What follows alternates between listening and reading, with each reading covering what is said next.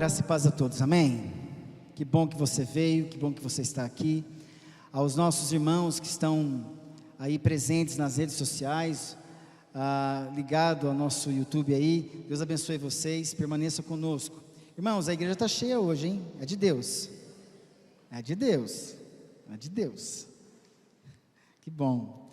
Irmãos, agradecendo a Deus pela presença de vocês, nós tivemos hoje, com a graça de Deus, nossa primeira aula, não foi a aula em si, mas uma aula inaugural do retorno da nossa EBD, Escola Bíblica Dominical. Me parece que foi um sucesso, né? No sentido de sucessão, de crescimento. Nós queremos que isso seja um sucesso nesse sentido, amém? E obrigado pela presença daqueles irmãos que se esforçaram por estar aqui, aos professores, aos auxiliares também, ao conselho também, que está encabeçando aí a sala de novos membros. Muito bom mesmo, a gente quer que isso continue, se esforcem por estar aqui. E só lembrando que, quem chegou às 10 aqui? Quem chegou às 10, levanta. Poucas pessoas? Bom, enfim, que bom que foi poucas pessoas, porque a gente vinha avisando, né, nos domingos anteriores, que começaria hoje, dia 2, a escola dominical, e queria começar das 9 às 10, um intervalinho aí, das 10 às 10h30, que 10h30 pontualmente nós iríamos começar o nosso culto. Então daqui para frente, irmãos, todos vocês que estão aqui, tá? A partir também, no próximo domingo, nós vamos começar o culto às 10h30, às 9 horas da manhã nós teremos aqui a nossa EBD, então saibam disso, para não ter problema algum aí no horário, amém? Mais algo? Sim, quem nos visita pela primeira vez? Quem nos visita pela primeira vez? Aqui, 3 pessoas à minha direita, aqui na frente tem 2 pessoas também, não fiquem com vergonha, é assim mesmo, Deus abençoe vocês aí, vocês 3, 4, Deus abençoe vocês, as irmãs aqui à frente também, sejam muito bem-vindas. A gente fala o seguinte: vem a primeira vez, se não for bom, vem a segunda vez para ver se é ruim mesmo, tá? Há esperança no próximo culto. Brincadeiras à parte, irmãos, todos receberam? Deus abençoe vocês, viu? Deus abençoe vocês. Sintam-se amados no nosso meio. Irmãos, abra sua Bíblia na epístola. Aqui, ó, quem está faltando aí o lembrancinha? Já pegou? Todo mundo? Certinho? Então, bem. Abra a sua Bíblia na epístola de Paulo aos Romanos, mais precisamente no capítulo 8. Nós vamos ler a partir do verso 1, e iremos até o verso 17, para a gente entender que há não obstante ser o capítulo 8 fazer parte da primeira parte do livro, do livro construído, narrado por Paulo, aqui no capítulo 8 há uma pequena transição dentro dessa primeira parte, que mostra uma anterior vida guiada pela carne, e no 8º a gente vai ver nitidamente que agora é proposto para nós vivermos guiados pelo Espírito, amém? Olha que interessante isso. Isso mostra, meu irmão, que hoje a tua vida tem que ser guiada pelo Espírito. Não pode existir espaço para a carne te dominar. Isso é coisa do passado. Vamos à leitura.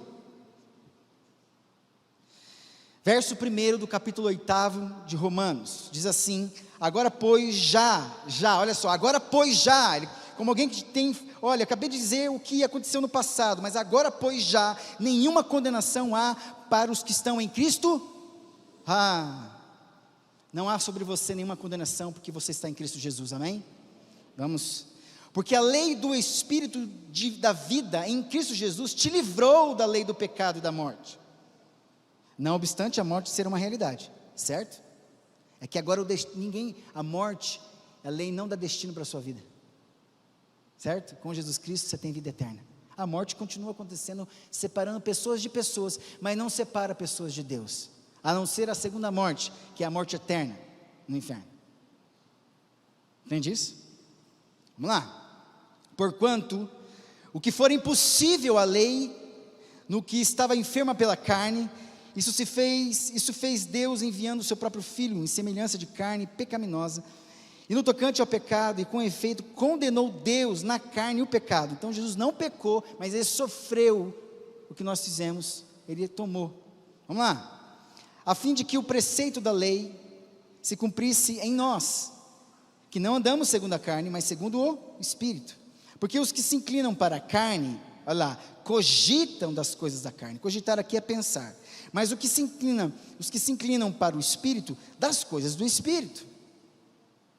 Porque o pendor da carne dá para a morte, mas do Espírito para a vida e paz. Por isso o pendor da carne é inimizade contra Deus, pois não está sujeita à lei de Deus, nem mesmo pode estar. Portanto, os que estão na carne não podem agradar a Deus. Olha aí, meus irmãos. Vós, porém, não estáis na carne, mas no Espírito, se de fato o Espírito de Deus habita em vós. E se alguém não tem o Espírito de Cristo, esse tal não é? Olha, isso aqui é muito sério. Você tem o Espírito de Cristo dentro de você? Amém, é importantíssimo isso. É preciso que o Espírito esteja dentro de você. É importante que o Espírito tenha acordado o teu Espírito, porque antes, teu Espírito estava morto.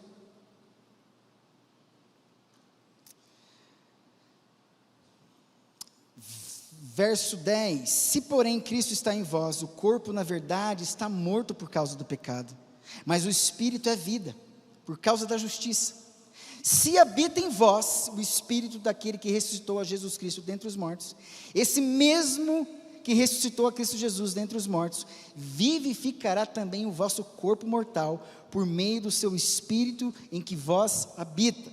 Verso 12 e último, assim pois, irmãos, melhor não, a gente vai continuar até o 17. Assim pois, irmãos, somos devedores não à carne, como se constrangidos a viver segundo a carne. Porque se viverdes segundo a carne, caminhais para a morte. Mas se viverdes pelo Espírito, se pelo Espírito mortificardes os feitos do corpo, certamente vivereis. Pois todos que são guiados pelo Espírito de Deus, são filhos de Deus. Isso aqui é fundamental. Porque não recebestes o espírito de escravidão, para viverdes outra vez atemorizados, mas recebestes o espírito de adoção, baseados no qual clamamos, Abba, Pai. O próprio Espírito testifica com o nosso Espírito que somos filhos. Olha aí, quem te dá certeza de que você é filho, é o Espírito. Ora, se somos filhos, somos também herdeiros, herdeiros de Deus e co-herdeiros com Cristo. Se com Ele sofremos, também com Ele seremos glorificados. Feche seus olhos. Vamos ter uma palavra de oração.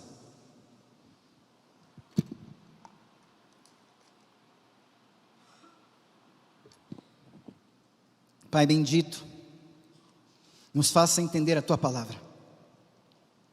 Estamos aqui como igreja esperando, Pai, o entendimento daquilo que nos liberta, porque a verdade só pode ser conhecida daqueles que se tornaram, daqueles que começaram, daqueles que creram, daqueles que se tornaram discípulos.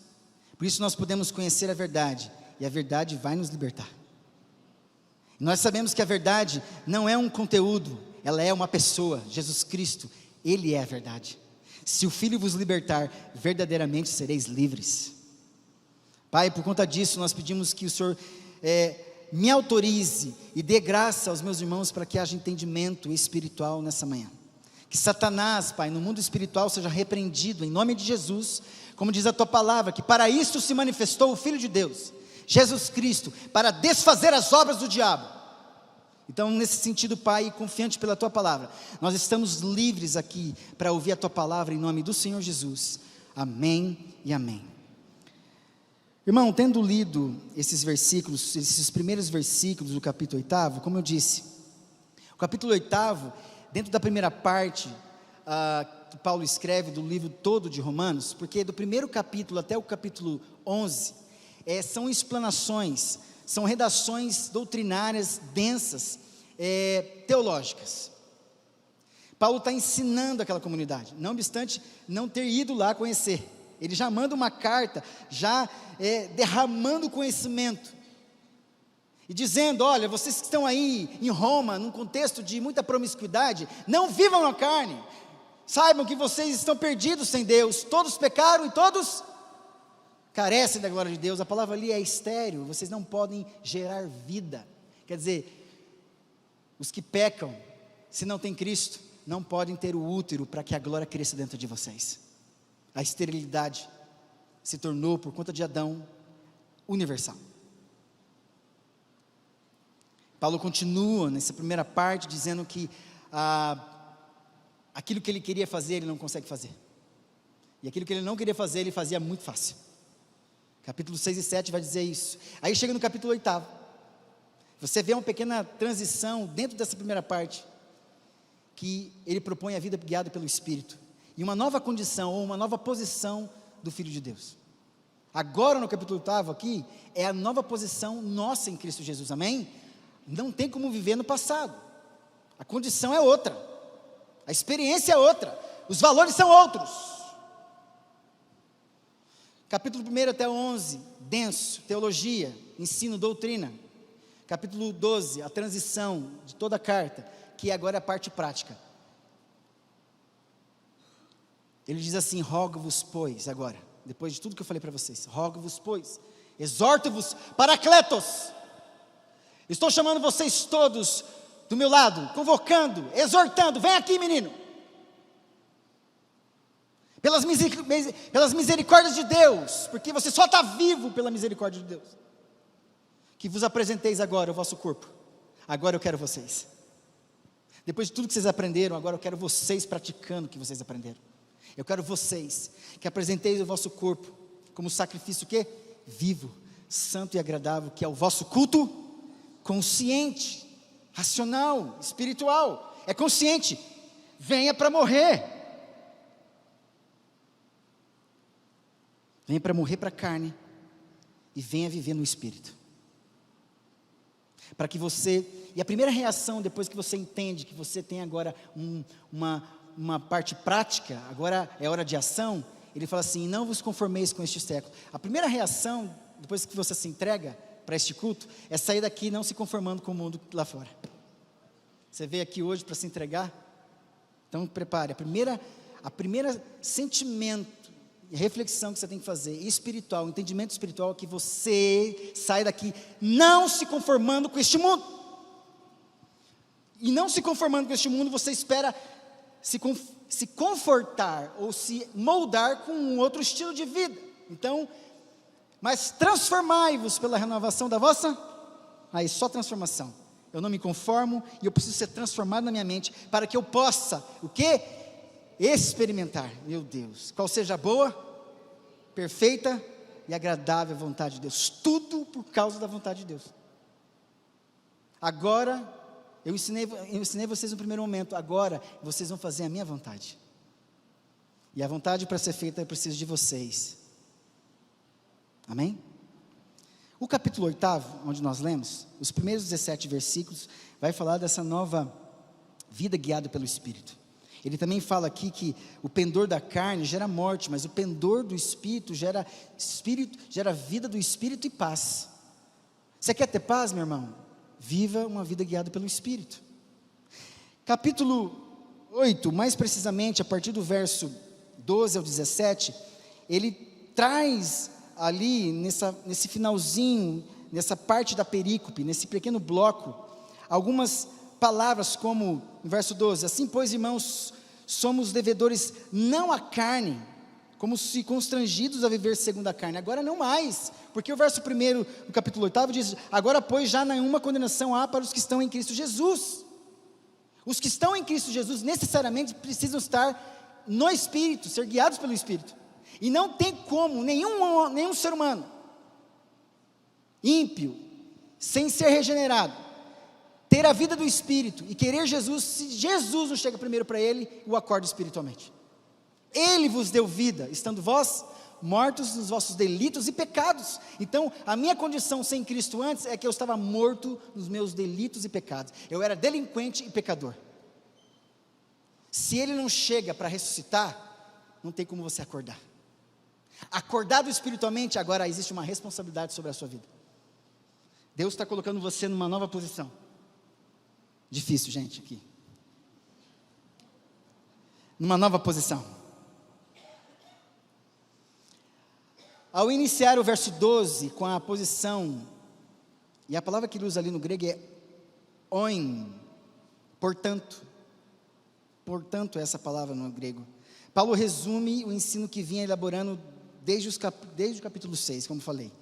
A questão levantada era: permaneceremos no pecado para que a graça seja mais abundante?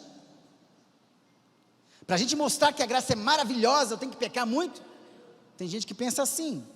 Não, aonde abundou pecado, e de fato, há muito mais graça para se aproveitar, experimentar, do que pecado para ser escravo. Agora, isso, positivamente, obedecendo, amando, se submetendo, porque se eu começar a pecar, porque a graça é tão grande assim, e eu estou desvalorizando a graça de Deus, aonde a gente começa a viver, não uma graça preciosa, mas fazendo a graça barata, barateando a graça. Por isso que hoje nós somos chamados para viver a graça preciosa, amém, irmãos? A graça preciosa. O tema da nossa pregação é a nova posição do cristão, a minha e a nossa posição em Cristo, do cristão. A resposta de Paulo é óbvia: não, de modo nenhum. E as razões apresentadas foram: o cristão é identificado no batismo, identificado com Cristo em sua morte e ressurreição, está lá no capítulo 6, verso 1 ao 14. O ser humano não pode ser escravo de dois senhores ao mesmo tempo, pecado e Cristo, está lá em capítulo 6, de 15 a 13. O ser humano não só pode sair de uma aliança legal, isto é, casamento, antiga aliança, se for pela morte, até que de fato a morte o separe. Olha como é sério isso. Aí você está liberado. Muito sério isso. Nenhum cristão pode estar na carne e no espírito ao mesmo tempo. Capítulo 8, de 1 a 11, que nós acabamos de ler. Após responder e dar as razões pelas quais o cristão não pode permanecer no pecado, Paulo amplia sua explicação e proclama: a grande bênção do cristão é ser confirmado pelo Espírito Santo como filho de Deus. Amém? Olha aqui. É uma bênção saber que nós nos tornamos filhos de Deus, porque temos o Espírito de Deus dentro de nós. Amém? Meus irmãos, isso precisa acontecer. Isso precisa estar nítido na sua mente, no seu coração. Isso precisou acontecer também com Jesus Cristo. Lembra do seu batismo? Ele chega para ser batizado por João Batista, o seu primo. E o batismo de João era o quê? Arrependimento. Jesus precisava ser batizado para se arrepender? Obviamente que não. Mas ele cumpre ali a lei. Ele precisa cumprir a lei. Ele precisa cumprir a lei. Eu não vou jogar o paletó igual o Ben Henry faz não, tá? Não precisa cair não. Tá tudo certo. Irmãos, o batismo, Jesus, assim como foi apresentado no templo, fez a circuncisão. Jesus também passou pelo batismo para nos ensinar algo. Ali não era batismo de arrependimento, mas batismo de comissionamento. Jesus estava iniciando o ministério dele. Então ali ele ouve uma voz, desce como um pomba o Espírito como pomba, e há uma voz: este é a quem? Amado e que me agrada. Amor e graça sobre ele. E o Espírito vem sobre ele. E esse mesmo Espírito que vem sobre ele, o leva para onde? Oh, misericórdia! E próximo versículo diz: e levou o Espírito levou Jesus para o deserto para ser tentado pelo diabo. Há uma crise que vai acontecer ali no deserto, e que Jesus é tratado também. E Jesus aprendeu primeiro com Deus. Primeiro ele teve que ouvir do Pai, que ele era filho amado. Ele sabia quem era o Pai, que Deus era o Pai dele. E ele sabia quem ele era filho de Deus. E quem estava presente? O Pai, o Filho e o Espírito. Quando Jesus volta do deserto, depois de 40 dias, qual é a pergunta que Satanás gera, uma dúvida que Satanás gera, se tu és, ainda bem que ele ouviu antes isso do pai dele. Por isso que eu falo para vocês, antes, nós precisamos ouvir que nós somos filhos de Deus, por Deus, pelo seu Espírito. Para a gente ter certeza de que quando nós somos levados pelo deserto, pelo Espírito, Satanás algum vai tirar a nossa identidade. Satanás algum, capeta algum vai tirar a nossa identidade. Por isso que nós temos que ter a certeza de quem nós somos, qual é a nossa posição, e essa posição não muda. A gente pode perder a qualidade de vida nessa relação, mas a nossa posição não. A gente quebra a comunhão, mas a posição continua sendo a mesma. O problema é que, sendo filho, eu não quero estar ruim com a minha mãe e com meu pai. Eu quero me retratar, reconciliar. E aí eu quero dizer o seguinte, tem uns que estão aí fora que não são filhos, são ímpios, ainda são pecadores perdidos, e não sabem que Deus existe. Não experimentaram a vida de Deus, mas tem filhos que já se são filhos, têm a posição de filho, mas quebraram comunhão com Deus, estão afastados como um filho pródigo. A nossa posição em Cristo não é mudada, mas a nossa comunhão pode ser quebrada. Paulo está dizendo aqui, meu Deus, agora deixa a carne entrar na vida do Espírito. Por isso que é a nova posição do cristão. E sobre essa bênção de filiação, encontramos 3 verdades aí no texto. A primeira é a condição do cristão. Olha o verso 12 e 13. Assim, pois, irmãos, somos devedores não à carne, como se constrangidos a viver na carne. Não estamos mais na condição de viver na carne. Porque se viver de segundo a carne, caminhais para a morte. Não é, agora a minha vida, viver no Espírito me guia para a vida. Olha aí, o verso 13. Mas se pelo Espírito mortificardes os feitos do corpo, certamente vivereis. Aqui no verso 13, depende de mim, por conta dessa sabedoria agora e condição, obedecer. Eu não sou mais aquela mulher que quebra tudo. Eu não sou mais aquele homem que é ignorante. A palavra agora vai me ensinar como se tornar um homem, um esposo, um filho, um servo de Deus, amém? É preciso que você aprenda isso. E a gente vai aprendendo. Mas tem cristão que tem a posição em Cristo, quebrou a comunhão com Deus e vive muito parecido com o ímpio aí fora. Vive uma vida sem qualidade, não tem espiritualidade. Ele até levanta a bandeira da religiosidade, que um dia ele é crente, que ele foi crente, mas está afastado. Ele não tem espiritualidade. Ele pode levantar a bandeira da religiosidade, dizendo que frequentou um dia. E quem está afastado, entra em crise na sua identidade, pode achar que não é filho mais, e esse é o grande problema. Por isso que salvação não é ser levado do céu para nova condição em Cristo Jesus. Ele não é devedor à carne. Você não precisa mais ficar devendo para carne alguma, amém? Você não é escravo mais da carne, amém? Não caia nos mesmos erros de raiva, de ódio, de promiscuidade, de lascívia, de pornografia, de cobiça, de falar mal dos outros, de, coisas da carne mesmo, que alimenta, que te dá prazer, que faz você se sentir Deus julgando as pessoas e Satanás acusando. Eu estou cuspindo pra caramba aqui, gente. Cuidado vocês 3 aqui, viu? Hoje eu estou acertando tudo aqui. Os irmãos que estão lá do lado da tela estão protegidos. Ele não é devedor da carne. A condição dele é que agora mais em Cristo Jesus, ele não é devedor mais da carne. Está aí, ó. Assim, pois, irmãos, somos devedores não à carne. Segundo, não caminha segundo a carne, como se constrangidos a viver segundo a carne. Depende do Espírito Santo para mortificar a carne. Olha só, eu não sou escravo da carne, não caminho na carne, e eu dependo do Espírito Santo para vencer a carne. Aí que está a grande questão de saber que eu tenho uma nova posição e que essa nova posição em Cristo me dá uma condição de viver a vida. A condição para viver bem nessa nova vida espiritual é que você depende do Espírito para ser um homem ou uma mulher espiritual. Vocês entendem isso? Em tudo, é simples. É tão simples que se resolve com obediência, mas tão difícil quando você resiste, porque ninguém quer morrer aqui. Ninguém quer negar a si mesmo. E a gente esquece que para seguir a Jesus, Ele mesmo diz, Se alguém quer, vira após mim. Eu fico imaginando a cena, muitos saindo de fininho, estou fora. E os discípulos ali, um olhando para o outro. Até vai porque o outro vai. Vamos ver até onde esse homem vai. Na hora que prendeu Jesus, carpiu todo mundo. Sumiu todo mundo. Olha o medo. E a gente tem medo também. A gente tem medo de perder o nosso direito.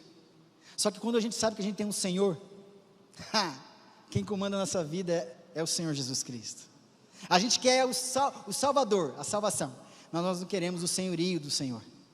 E é aí que faz autenticar verdadeiramente a condição de um cristão que anda conforme a vontade de Deus. Ser guiado pelo Espírito é ser guiado pelo senhorio de Jesus Cristo.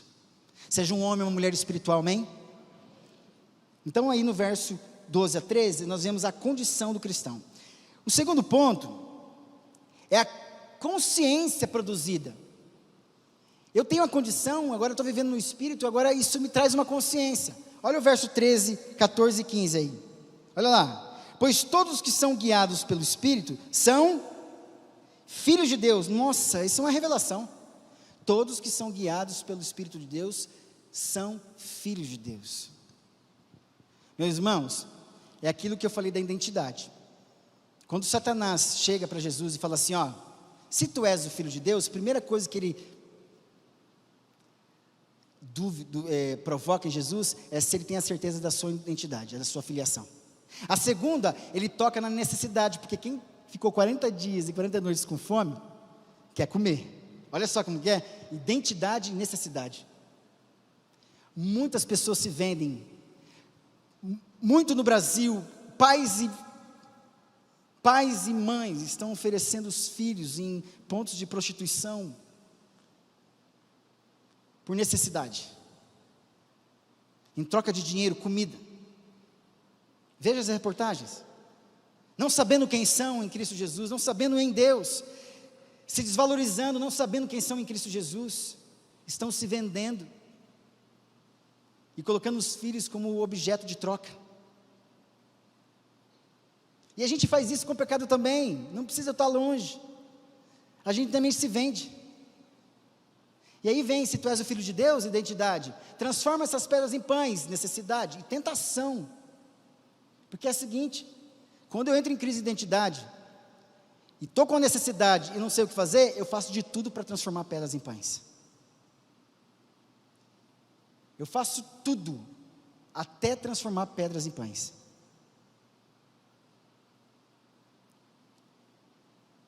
É preciso ter consciência de quem nós somos. A consciência do cristão, aí no verso 14 e 15, o verso 15 diz aí, porque não recebeste o espírito de escravidão, para viverdes outra vez atemorizados, mas recebestes o espírito de adoção, baseados no qual clamamos Abba Pai. Olha só, nós somos filhos de Deus, porque nós somos adotados por Deus, por meio de Jesus Cristo. Entende isso? Quem é o filho legítimo? Único, unigênito e primogênito. Então ele é o único filho original do Pai. Nós nos tornamos filhos, depois herdeiros e co-herdeiros com Cristo, porque nós fomos adotados por Deus por meio de Jesus Cristo. E como todo adotado, como toda adoção, que muitos já vivem aqui, eu vou falar daquilo que eu tenho ouvido de muitos, não de todos. É que, geralmente, depois de alguns anos de adoção, mesmo você desde o começo falando de onde ela veio, que você não é o pai, que você não é a mãe, uma hora ou outra, dentro dela ou dentro dele, ela vai querer saber de onde ela veio, de que fonte ela veio. E aí gera uma crise com o pai que adotou, com o pai que abraçou, com a mãe que abraçou. Eu quero conhecer a minha mãe original. Ou, estou com raiva dela, nem quero conhecê-la, mas eu tenho dificuldade de receber o amor dos pais que me adotaram. Mais ou menos assim, a gente se torna filho de Deus pelo Espírito, porque somos acordados espiritualmente. Deus nos adota por meio de Jesus Cristo, mas aí, até eu entender que Deus é o meu Pai, leva tempo. E quem me ensina a ser filho, com todos os direitos, mesmo sendo adotado, é Jesus Cristo. Se você não tem relacionamento com Jesus Cristo, não tem como você aprender a ser filho e aceitar a paternidade desse Pai. Por isso que muitos de nós temos crise na paternidade. Muitas das nossas separações, das nossas crises, depressões, fugas, é porque nós temos ainda coisas mal resolvidas com os nossos pais. Gente aqui com 60, 70, 90, 80, 90 anos com problemas de paternidade e maternidade. Não poucos falam do pai e choram. Esses dias atrás, essa pessoa não é daqui, uma senhora de 80 e poucos anos, chorando como uma criança no meu gabinete, falando do pai.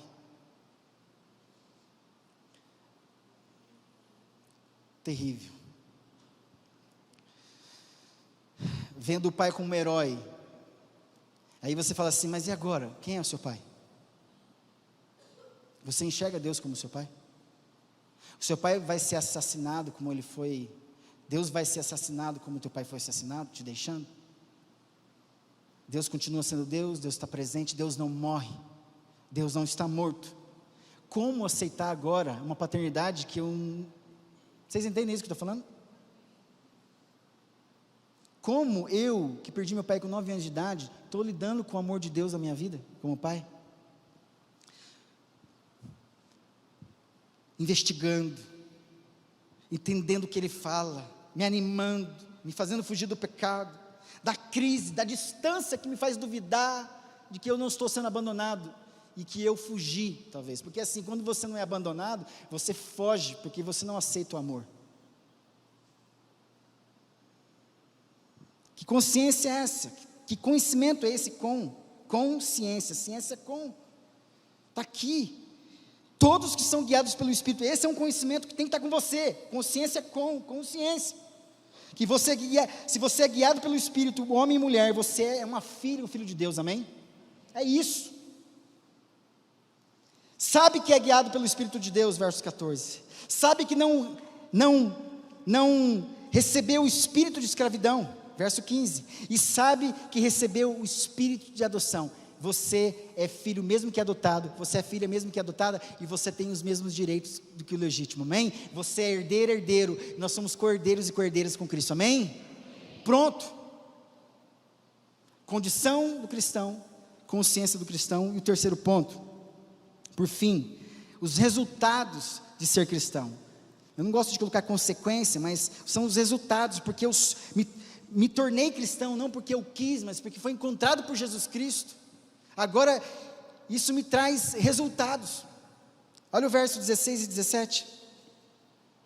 O próprio Espírito testifica com o nosso Espírito que somos, meu Deus, o próprio Espírito testifica com o nosso Espírito que somos filhos de Deus. Entenda que o Espírito Santo em você comunica para você, te dá certeza de que você é filho de Deus. Ele não só guia você, porque muita gente pode guiar pessoas, né? O pai da Gogos, né? Vem a palavra pedagogia, eram homens que não eram da família, que ajudavam a levar crianças para a escola. Jesus, Deus, não é Ele é o pai de fato.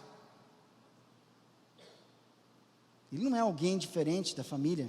Ele te leva, Ele não só guia, como Ele fala assim, olha, eu estou te guiando porque eu estou sendo pago para isso, tua família está pagando para te ensinar, não, eu estou te guiando porque você é meu filho, é minha filha. Ele testifica dentro de você e você tem certeza. Quem é guiado por Deus e tem a certeza de quem é em Deus, não quer fugir da sua presença, amém? Olha aí que interessante. A consequência, ou melhor, os resultados de ser cristão está aí, verso 16 e 17, olha o verso 17, ora, se somos filhos, somos também herdeiros de Deus e cordeiros com Cristo, se com Ele sofremos, também com Ele seremos glorificados. Dentro desse ponto, nós podemos entender o seguinte, tem o testemunho do Espírito Santo, de que é filho de Deus. Testemunho, meus irmãos, significa acontecer novamente. Entenda que, novamente, e quase sempre, quando nós entramos numa crise de identidade, o Espírito vem para testemunhar novamente. Ele em você, fala assim, você é filho, você não é bastardo. Então, logo o movimento do Espírito vem do teu lado, porque ele é o para, ao lado, kletos, chamado para estar ao lado, o consolo, conjunto, solo, sozinho, quer dizer, vira uma dupla. O Espírito Santo com você vira uma dupla. Por isso ele é o consolador, consolo na dor. E ele está perto de você e ele fala para você: olha, está tudo certo. Testemunho significa ver o movimento do outro, não o meu movimento, é o movimento do Espírito em mim. Então o Espírito, ele age movimentando, dizendo para mim: você é filho, você não é bastardo. Por isso que nós temos que alimentar uma vida cheia do Espírito Santo. É herdeiro de Deus e cordeiro com Cristo, verso 17. Então aqui é uma herança para você, amém? Lembra que eu orei pelas crianças aqui? Quando a gente se torna adulto, a gente não perde essa condição de herança do Senhor. Entende isso? Eu continuo sendo herança do Senhor, amém? Você também. Nós somos herança do Senhor. E tudo que o Filho herdou é nosso também. A gente não tem noção do tamanho dessa herança, do tamanho desse poder. E vou dizer para vocês, já podemos viver os benefícios dessa herança aqui no mundo, amém? Não é só na eternidade. Por fim, sofre com Cristo também. Nós temos os privilégios, mas a gente sofre com Cristo, para com Cristo ser glorificado. Olha o verso finalzinho aí, ó. Se com Ele sofremos, também com Ele seremos glorificados. Concluindo, a vida do cristão não é apenas uma libertação da ira, da carne, da lei, do pecado e da morte. A vida do cristão é descrita na nova posição que ele tem em Cristo. A vida do cristão é uma nova relação com Deus, é uma relação filial.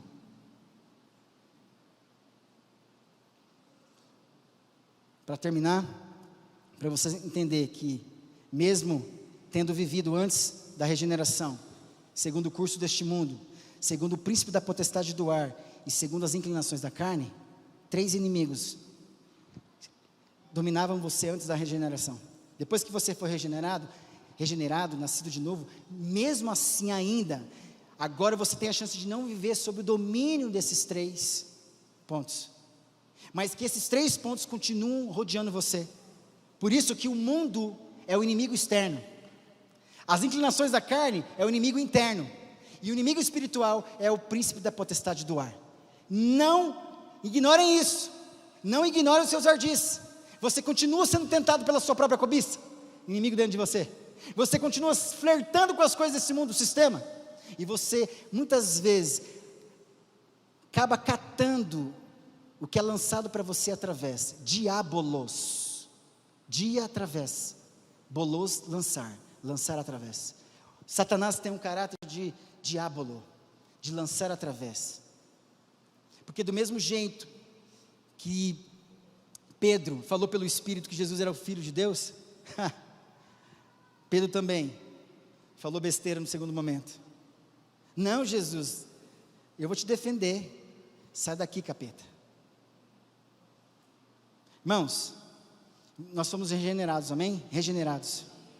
A nova condição está aí para você, a consciência nova de filhos e os resultados dessa vida consciente. Isso mostra que a nossa igreja precisa demonstrar a nossa nova posição em Cristo Jesus, amém? Vamos ficar em pé?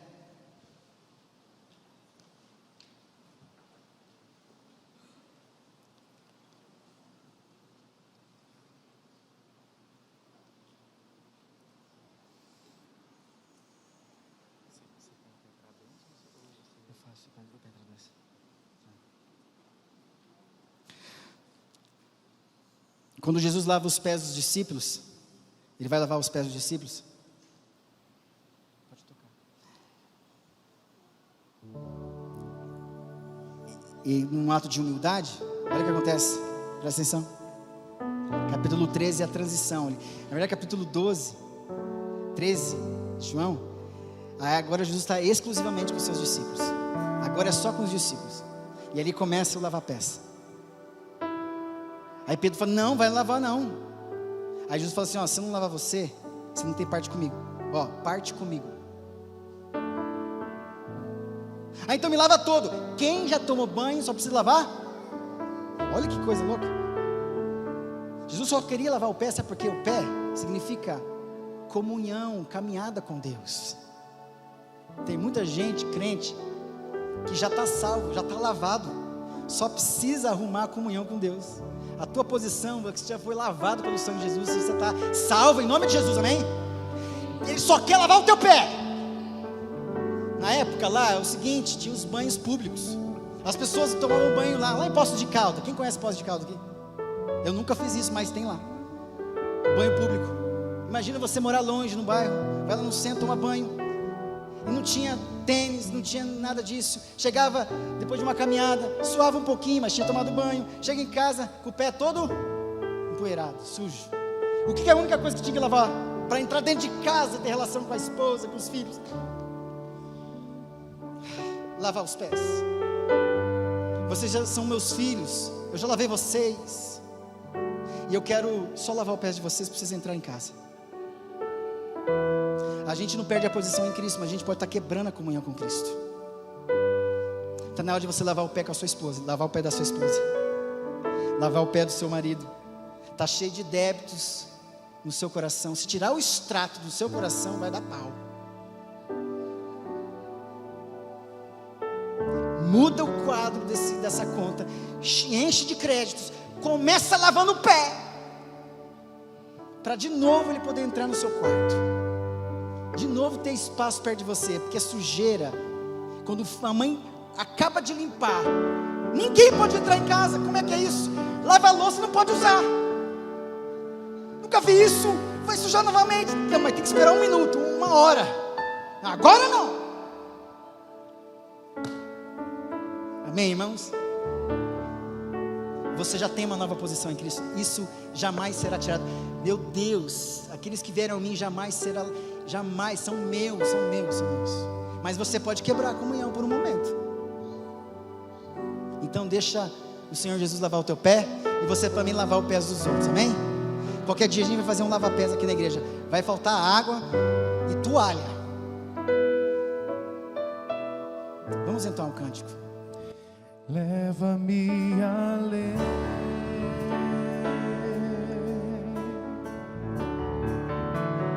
leva-me além,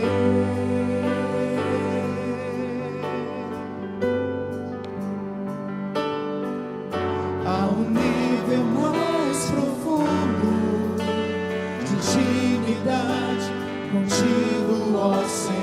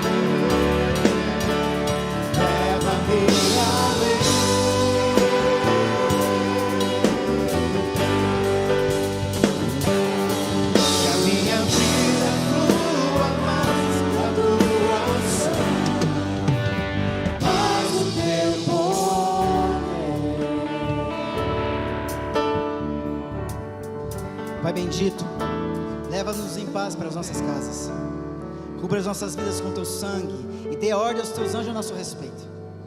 Queremos ter um final de semana, Pai, ou melhor, um começo de semana na tua presença, sabendo quem nós somos, filhos de Deus, filhas de Deus,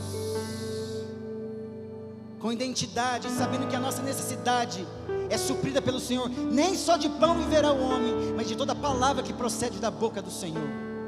Deus, que essa igreja seja alimentada espiritualmente pelo Senhor, em nome de Jesus. Nós não queremos flertar com este mundo, Deus. Pelo contrário, nós dependemos do Senhor, do Teu Espírito, para sermos guiados e vencermos nessa vida, em nome de Jesus. Povo de Deus, recebei a bênção do Senhor. Que o Senhor vos abençoe e vos guarde. Que o Senhor faça resplandecer o seu rosto sobre vós e tenha misericórdia de vós. E que o Senhor sobre vós levante o seu rosto e vos dê a paz. E que a graça do nosso Senhor e Salvador Jesus Cristo, o amor de Deus e Pai e a presença do Espírito Santo esteja com você hoje, até a volta do nosso Senhor e Salvador Jesus Cristo. Amém e amém. Dê um abraço no seu irmão, em nome de Jesus.